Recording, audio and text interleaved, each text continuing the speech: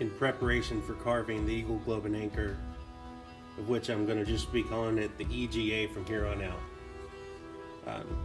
Preparation is taking this cherry wood down to a workable size for the lathe and then for the scroll saw.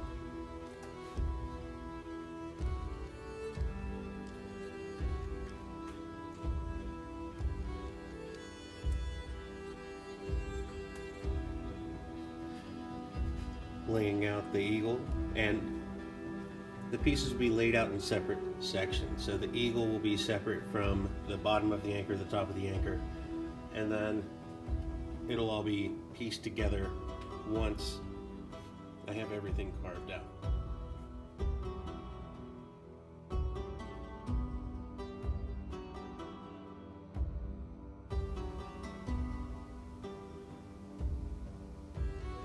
Once all the pieces have been cut down to appropriate sizes and you've laid out how you want it, it's just a matter of cutting it out in prep for the next step. Something else I'll do is I won't go directly from cutting it out to carving. I take advantage of the fact there's so many parts to this to go to whichever one I feel most like working on at the moment. I don't feel rushed or compelled to stick with that one particular part of the project.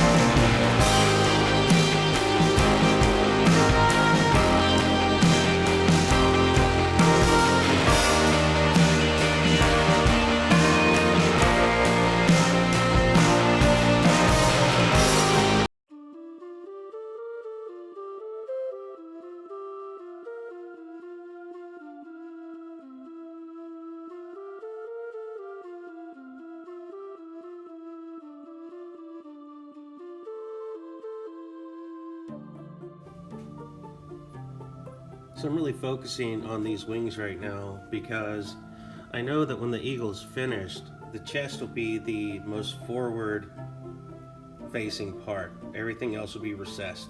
And what I'm doing at the moment, I'm just working on recessing everything down. The head will be recessed back slightly, and the tail feathers will be recessed, because you're thinking about this from a 3D perspective. Now, I'll warn you, when looking for reference photos to help with something like this, don't just throw spread eagle into Bing or Google. Don't do it. Even on safe mode, it doesn't work out well.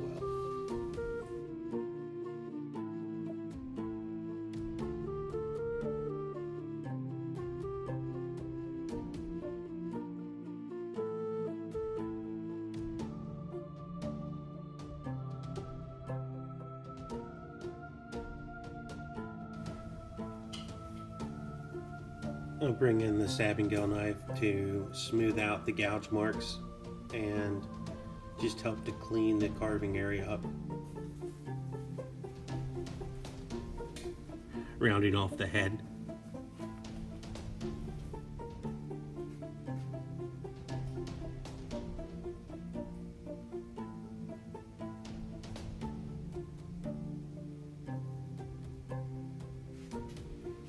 Now you can see where there are still pencil marks right there on the very front, because, as I said, those will be the most forward facing parts, that big barreled chest. So everything else is just cut away until it's all in proportion. And once I had the eagle squared away as far as the overall shape, I then go into carving out the feathers.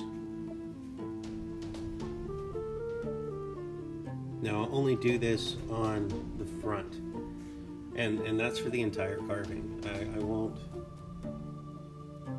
go onto the back side of the eagle to carve out the feathers, not because I'm lazy. It's because the front will have its own appearance once it's aged, once it's got a finish on it. Well, I want the back to have its own appearance as well, where you can see what that wood looks like just naturally without any additional cuts in it, just the form of the bird.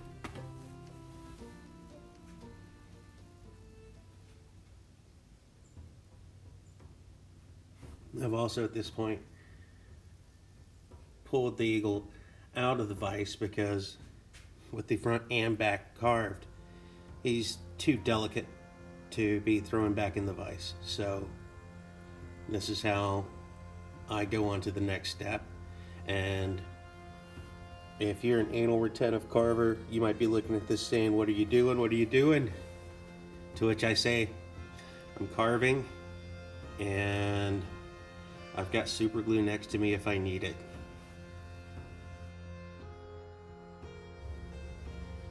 I was a Navy corpsman, and all I know is how to work on and with grunts. So I can handle a little bleeding, and I've stopped plenty of my own.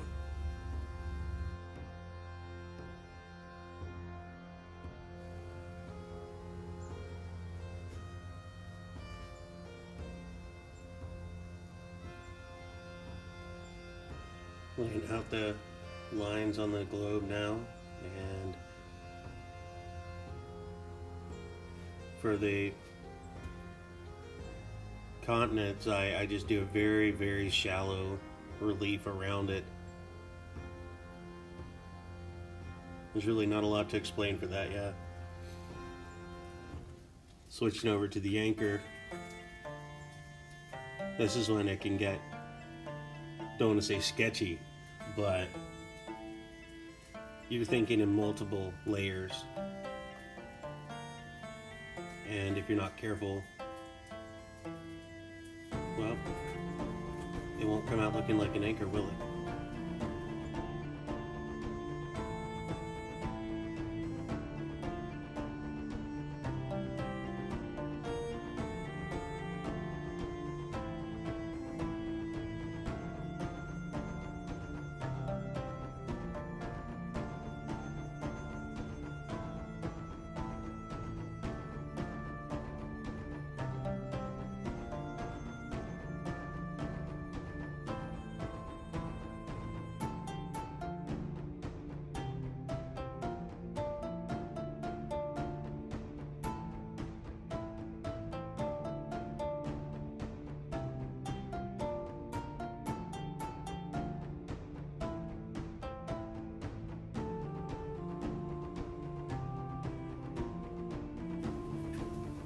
As much as I love carving, I really have to say when it comes to the anchor, it's one of my favorite parts to carve here.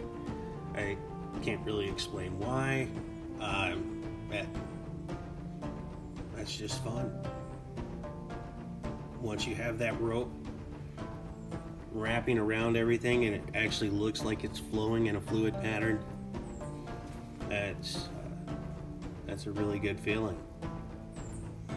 Now, the first one of these that I ever carved, I didn't have the tools nor the experience to really know what I was doing, so I made it up as I went along, and I carved each individual section of rope and then pieced them together going around the anchor. Needless to say, what I'm doing now, by and far, hell of a lot easier.